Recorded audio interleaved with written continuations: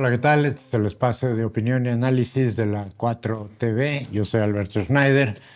Es el 8 de junio del 2026 y en esta ocasión voy a dejar de lado tantito el tema que he estado tratando en mis últimas 3 o 4 colaboraciones para retomar los temas de geopolítica y en particular la guerra en Irán.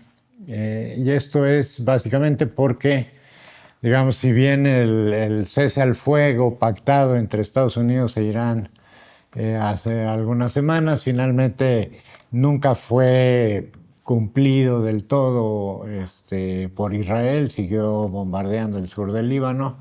Finalmente, digamos que había una línea roja marcada que hasta el fin de semana Israel no había roto, no había violado, y justamente el fin de semana Israel realiza un ataque pues muy poderoso contra el sur del Líbano. Como dije, pues era la línea roja que había marcado Irán con los acuerdos, digamos, de cese al fuego que se habían pactado, digamos, a través de Pakistán.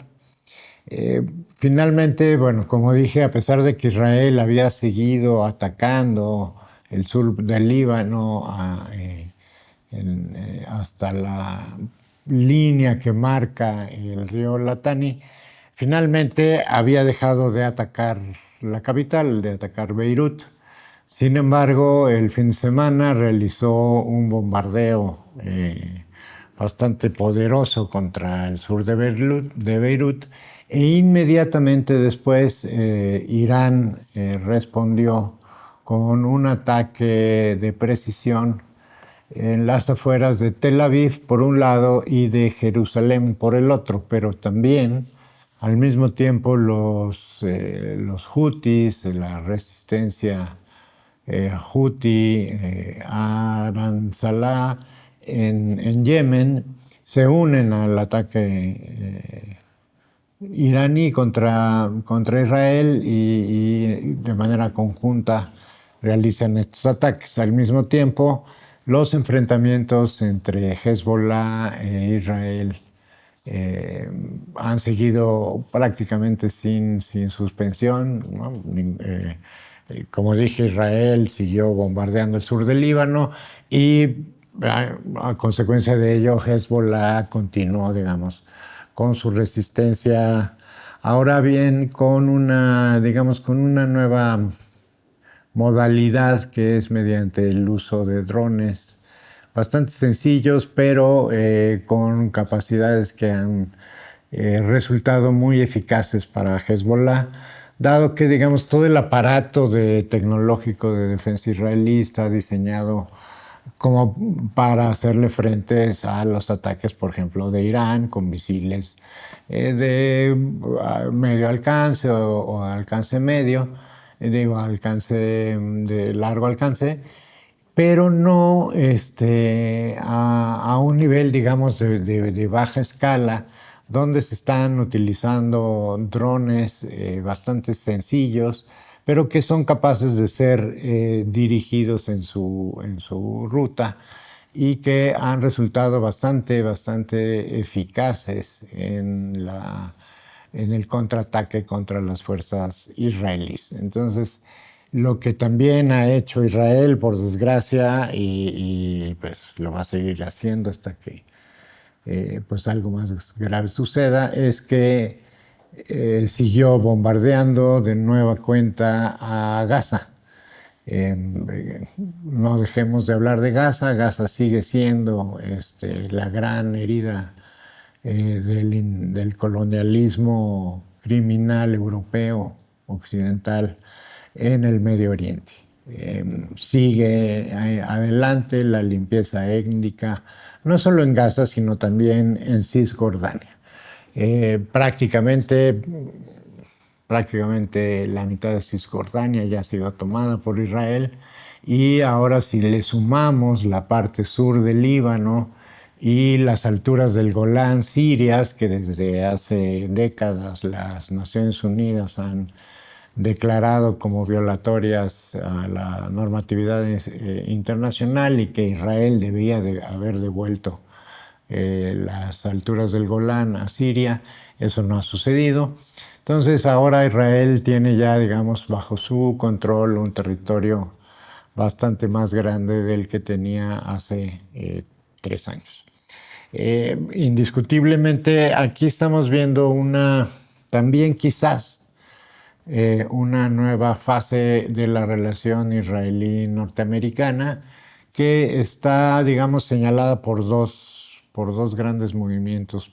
Por un lado, prácticamente es un hecho, algunos congresistas norteamericanos han tratado de impedir que una iniciativa prospere en el Congreso, y es una iniciativa bastante particular y hasta donde sé única en el mundo.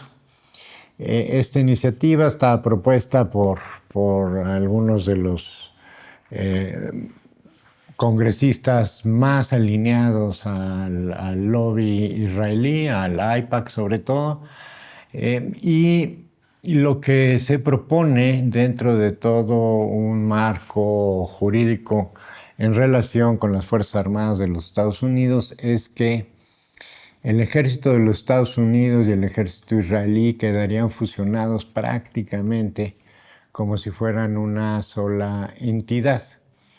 Esto está siendo, digamos, está calando hondo en los Estados Unidos porque si bien desde su creación prácticamente el ejército norteamericano, digamos, ha sido el soporte fundamental de las fuerzas de defensa israelí, lo ha sido, como dije, desde su origen, pero sobre todo desde las primeras guerras que inició Israel en cuanto fue creado, ¿no?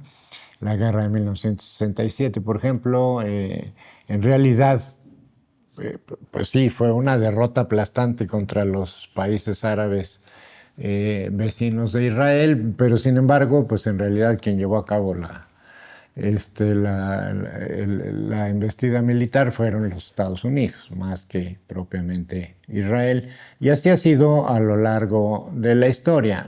En este momento, los ataques, por ejemplo, de Israel al Líbano, los ataques de Israel, sobre todo a Irán, no hubieran sido posibles sin todo el aparato por un lado, de inteligencia, pero también de aprovisionamiento de las fuerzas israelíes. Por ejemplo, un avión que parta del Mediterráneo, porque prácticamente no está usando Israel, dado que el aeropuerto, la parte militar del aeropuerto Ben Gurion ha sido bastante dañada. Está utilizando bases militares, por ejemplo, la base militar inglesa en Chipre,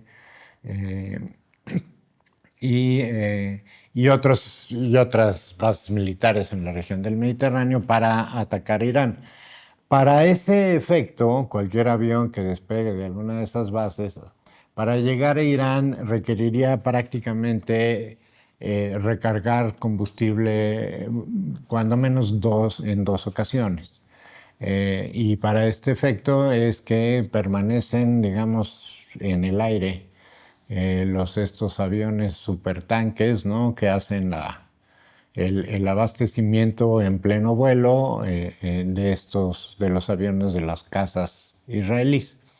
Eso significaría que si Estados Unidos, por ejemplo, retirara estos supertanques, Israel no tendría la más mínima posibilidad de atacar a Irán, porque tampoco cuenta, digamos, con una estructura de misiles de largo alcance, ni siquiera de mediano alcance, que puedan operar por sí solas. En realidad, todo el aparato de misiles israelíes son sistemas de defensa, ¿no? Como sabemos, la cúpula de hierro está conformada por 3 tipos de sistemas diferentes que tienen diferentes, digamos, capacidades y operatividad en función del tipo de ataque que están recibiendo, pero no tiene, digamos, un gran despliegue de misiles ofensivos, como si los tiene, y a una escala enorme los tiene Irán. Entonces, justamente vimos el fin de semana y todavía hoy en la mañana continuaban pues no enfrentamientos, porque en estricto sentido no hay un enfrentamiento, es decir, no hay dos ejércitos que estén uno frente al otro, sino los ataques de larga distancia desde Irán, desde Yemen y al interior del Líbano por parte de Hezbollah contra las fuerzas israelíes. Pero en este mismo contexto, ¿no?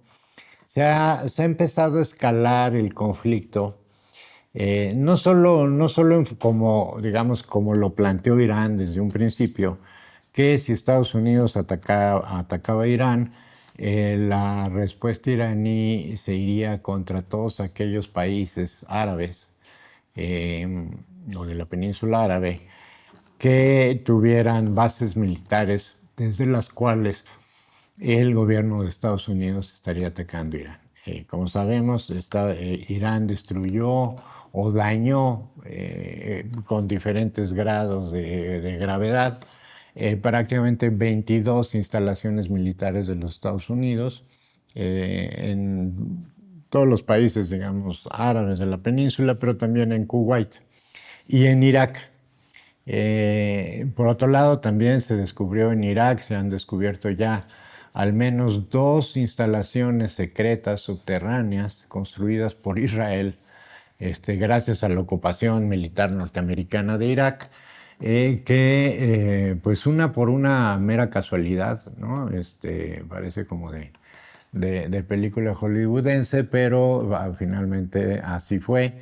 Un pastor pastoreando sus ovejas en el desierto iraquí, pues descubrió una serie de túneles que permitieron al ejército iraquí, al gobierno de Irak, descubrir una muy vasta instalación militar israelí. Esto ya tiene varias semanas, ¿no? Fue durante algunos de los momentos más candentes de los enfrentamientos entre ambos bandos, pero justamente también este fin de semana se descubrió otra instalación israelí con un enorme arsenal tanto digamos, de armas personales, ¿no? Como para equipar a brigadas de militantes o de milicianos que pudieran ser usados para introducirse a Irán, pero también de drones y de otro tipo de armamento bastante sofisticado. Al mismo tiempo, en Irán también se han realizado una serie de grandes operaciones para desarticular a un gran número de organizaciones terroristas, literalmente, ¿no? De diferentes orígenes étnicos, digamos, ¿no? Pero, digamos, todos alineados en la línea wahabita del Islam árabe.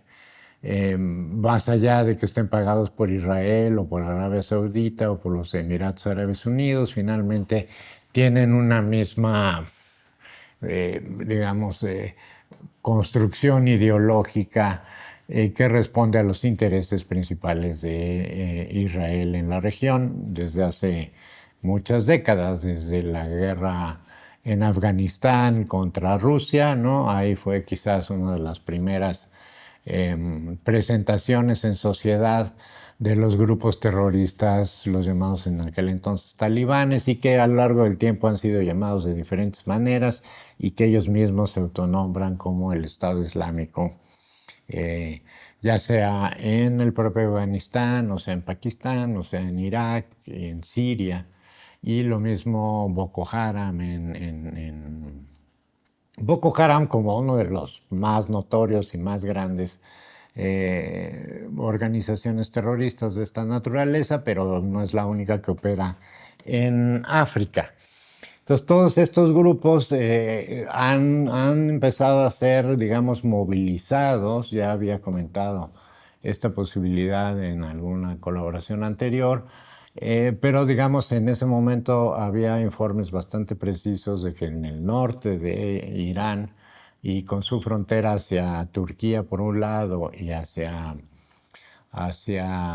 Afganistán por otro, ¿no? Se estaban igualmente organizando brigadas de milicianos que tendrían, digamos, el objetivo de introducirse en el territorio iraní para continuar, digamos, este proceso de desestabilización de Irán, de romper el régimen iraní y lograr, digamos, la ruptura de este régimen en general para su captura por parte de los Estados Unidos, Francia, el Reino Unido y los países occidentales, por supuesto, a través de Israel. Recordemos el gran proyecto israelí del Gran Israel, que abarca desde Egipto, incluyendo Egipto, hasta Irán, justamente, ¿no? O sea, desde el Éufrates hasta el Nilo, y abarcando parte de la península arábiga, ¿no? Se le quitarían en principio territorio a Arabia Saudí, y desaparecería tanto Irak, Irán como Kuwait. Que por cierto, Kuwait fue uno de los blancos de Irán este fin de semana, porque en el transcurso de la semana Estados Unidos intentó romper, entre comillas, el bloqueo iraní, tratando de hacer pasar ahí un barco petrolero con bandera panameña, pero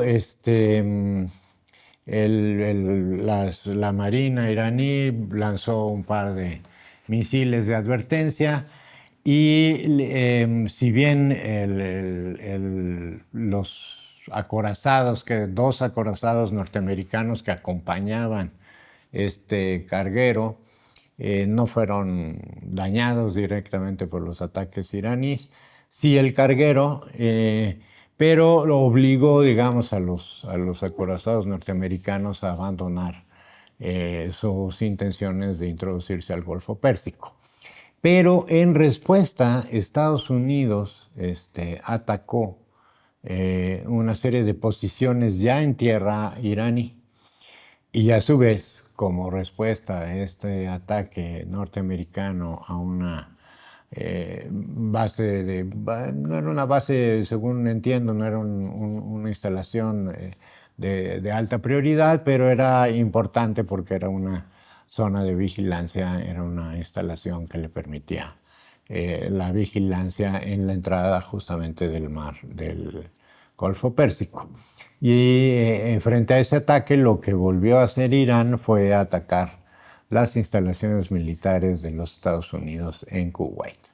Y ahí sí, los daños son mayores. Prácticamente Estados Unidos pierde, según algunos analistas norteamericanos, pierde pues prácticamente ya toda capacidad de operación desde Kuwait.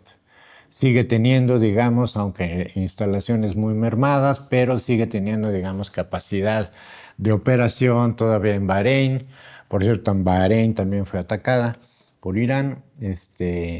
Y no solo fue atacado Bahrein por Irán, sino que además, digamos, a reserva de confirmar exactamente qué tipo de instalación destruyó Irán en estos últimos días en Bahrein, parece ser que es una instalación única, una instalación en la que Estados Unidos estaba desarrollando capacidades que no tenía en ninguna otra base militar, que son más de 20 bases militares nada más en la parte, digamos, árabe del Golfo Pérsico, sin contar las que están del otro lado de Irán, en Azerbaiyán, en Pakistán, en Turkmenistán, en fin, y que la inversión que estaba realizando Estados Unidos en esa instalación en Bahrein está estimada en varios billones de dólares. Es decir, sería una instalación con recursos de alta tecnología, con inteligencia artificial, y otros recursos de los cuales, digamos, todavía no se ha dado a conocer qué características tenía del todo esta instalación, pero sí se sabe ya que era una instalación de altísima prioridad para el gobierno de los Estados Unidos, que hoy ya la vio perdida. Entonces, en ese sentido, y por eso resulta tan interesante esta otra parte que, como decía, ¿no? Se salió a la luz en estos días, justamente a partir de estos intercambios entre Irán, Israel y Estados Unidos, en relación con cómo está llevando a cabo Donald Trump su negociación con Israel en relación con la guerra de Irán. En la semana pasada hubo un artículo en un medio que se llama Axios, que es bastante, digamos, dudoso en general la información que provee este medio, porque está perfectamente alineado con los intereses norteamericanos particularmente, ¿no? Y con el complejo militar norteamericano y con ciertos sectores dentro del poder actual norteamericano.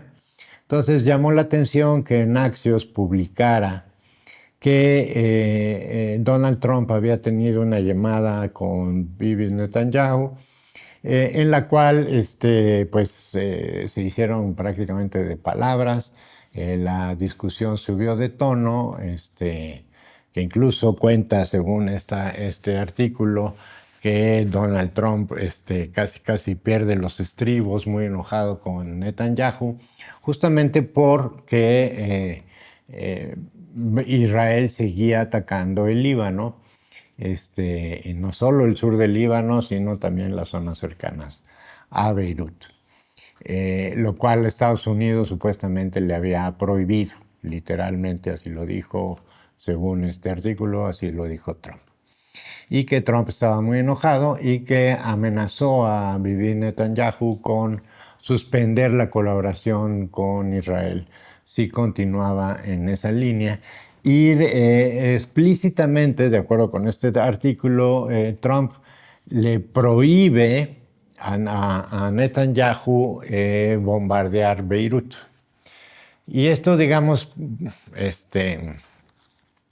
podría ser bastante cercano a la realidad, dado que justamente una de las líneas rojas que había marcado Irán a los Estados Unidos y que los Estados Unidos había aceptado era justamente que el cese al fuego con Irán incluía Líbano, lo cual Israel no había cumplido, pero de manera muy explícita, específica, se había marcado como una línea roja definitiva la ciudad de Beirut, que Israel no debía tocar por ningún motivo a la capital de Líbano.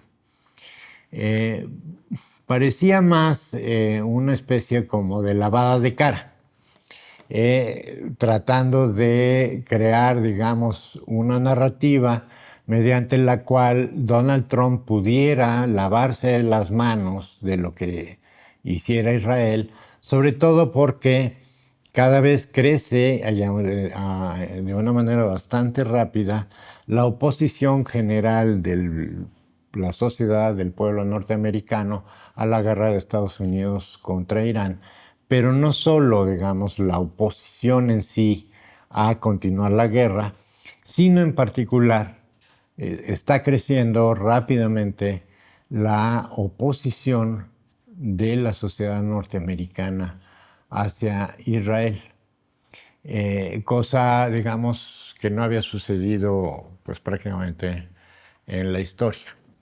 Israel siempre, incluso en aquellas comunidades o sectores de la sociedad norteamericana que no tenían, digamos, una afinidad hacia Israel, como son los cristianos evangélicos, ¿no? Principalmente, sino en general en la población común había siempre digamos, una buena disposición, una aceptación hacia Israel. Sin embargo, ya en este momento, la mayor parte de la población en los Estados Unidos está en contra de Israel. Es un dato que se da, digamos, por primera vez en la historia. Obviamente la clase política norteamericana está muy preocupada por eso, ¿no? Y de ahí que venga la criminalización de cualquier crítica hacia Israel en los Estados Unidos. Estados Unidos vive hoy una paradoja que no deja de ser pues bastante dramática, digamos, para su población. En Estados Unidos, tú, si te atienes a la primera enmienda, ¿no? Que es de la libertad de expresión, que garantiza el derecho a la libertad de expresión, tú puedes incluso quemar, prenderle fuego a una bandera norteamericana y no puedes ser juzgado por ello. Sin embargo, si quemas una bandera israelí, sí puedes ir a la cárcel por ese acto. Es decir, en este momento en Estados Unidos, el límite a la libertad de expresión para cualquier ciudadano de los Estados Unidos se llama Israel. En Estados Unidos no puedes criticar a Israel porque puedes perder tu empleo, puedes perder tu carrera, cualquiera que ésta sea, en cualquier ámbito, ya sea de los deportes, del entretenimiento o de los negocios. No puedes criticar a Israel bajo ninguna circunstancia porque inmediatamente cualquier crítica es considerada antisemitismo y te aplican leyes contra el antisemitismo que están dentro del marco general de las leyes contra el terrorismo. Es decir, en Estados Unidos en este momento cualquier crítica a Israel puede caer dentro o puede ser acusado dentro del marco de las leyes contra el terrorismo. Así de grave, digamos, es el control absoluto del lobby israelí, sobre todo de AIPAC, del Congreso norteamericano, que ha estado aprobando una cantidad de leyes en favor de Israel. El último caso, y que en este momento está siendo quizás el punto más candente de discusión en el Congreso y en los analistas políticos de los Estados Unidos, es la fusión total del ejército norteamericano con el ejército israelí, que prácticamente lo convertirían en una sola fuerza militar. Para efectos prácticos, uno podría decir que pues siempre lo han sido, ¿no? Porque como dije, desde la guerra del 67 y todas las demás, ha sido Estados Unidos realmente quien encabeza la guerra, ¿no? Por parte de Israel, ¿no? Aquí de lo que se trata es que finalmente la seguridad interior de Israel se convertiría de entrada en la seguridad interior de los Estados Unidos. Es decir, no es un país aliado del cual tienen convenios de colaboración mediante los cuales Estados Unidos le presta asesoría, apoyo, armas, en fin, implementos de guerra, sino que Estados Unidos estaría obligado a enviar a sus tropas en cualquier momento que Israel tenga algún conflicto armado contra cualquier país del mundo.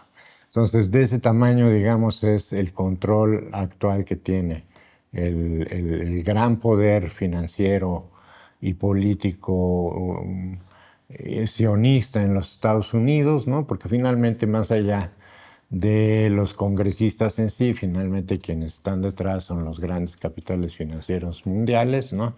La Citi en Londres y las bolsas de valores y los grandes fondos de inversiones pues norteamericanos judíos como Vanguard y BlackRock, que finalmente son los que en última instancia impulsan este tipo de decisiones en el Congreso de los Estados Unidos. Y nada más para cerrar el círculo, este mismo conglomerado de intereses financieros y militares que se conjugan en la industria militar norteamericana, y no solo la norteamericana, la inglesa, la francesa, la alemana y obviamente la israelí, se conjuntan digamos, se vinculan o tienen vínculos a través de algunas de las grandes empresas tecnológicas del mundo, como Google, como Apple, como ¿cómo se llama? SpaceX, la empresa de Elon Musk. Y ahí también tenemos el foco rojo en relación con nuestro país, dada la intervención a través de los sistemas de espionaje como Pegasus y otros en manos de este tipo de corporaciones transnacionales que están vinculadas con los grandes poderes financieros, que son los que han impulsado las guerras, cuando menos en el último siglo. Eso es todo por hoy y continuaré la semana que entra.